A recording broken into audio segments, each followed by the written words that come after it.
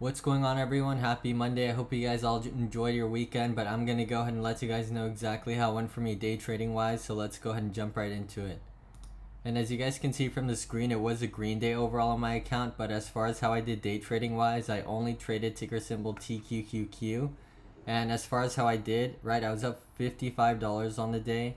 And as you guys know, my daily goal is $100, so I wasn't able to hit my daily goal today, but I did end green on the day, right? So I am thankful for that. As you guys can see, these are all my filled orders, so if you guys care to see when I bought and sold, right, these were the time frames that I was doing that.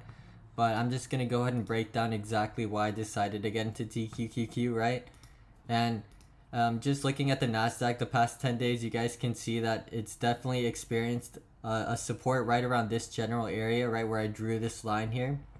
And there has been a general resistance right around this area, right? So as far as what I saw going on, right, we did push up and we're getting rejected. And so, during the pre-market session, we were approaching that previous resistance. And so what ended up happening at market open? Well, as you guys can see, right, as soon as market ended up opening, we did push up a bit, but it didn't last long, right? We got rejected by that same resistance and had a really nice sell-off all the way down. And so on this sell-off here, right, I was buying into TQs, and unfortunately I did get burned a bit right on the way down because I wasn't being patient enough to get in once there was true sign of confirmation, right?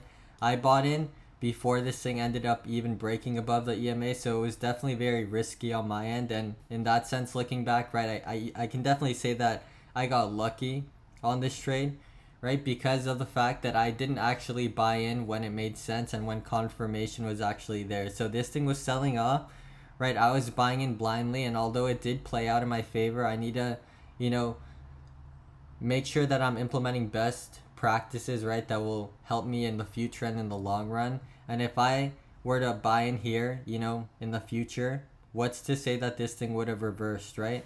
This thing could continue to sell off very aggressively, and I would have done a bad job of not being patient enough to wait for this thing to break above the EMA at the very least, right? And so once this thing did sell off, right, it did consolidate, and so there was an opportunity for those who were patient.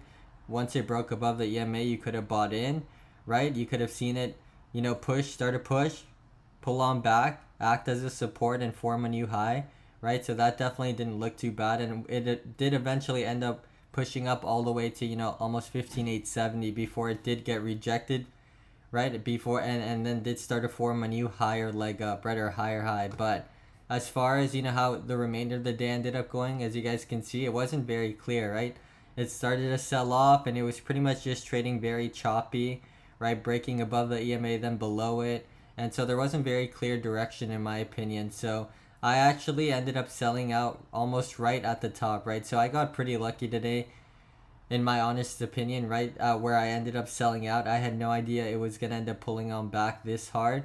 And so I did decide to cash out there and walked away for the day. Partly because I did have to go to work, right? But also partly because of the fact that we were approaching general resistance areas, and so it made sense to me to lock in profits. And I would have been mad at myself had this thing pulled on back the way it did, and me not having at least locked in majority of profits up here where it's tended to get rejected, right? It just makes sense. This is more of an area of support, and up here is definitely more of an area of resistance, right? As you guys can see, anytime we do break above the middle VWAP, we do tend to have these corrections in price. And so that's why I decided to walk away there, right? And I am thankful that I did, because as I mentioned, direction wasn't the clearest to me in my opinion. But that's pretty much everything I want to talk about and how my recap went today, right?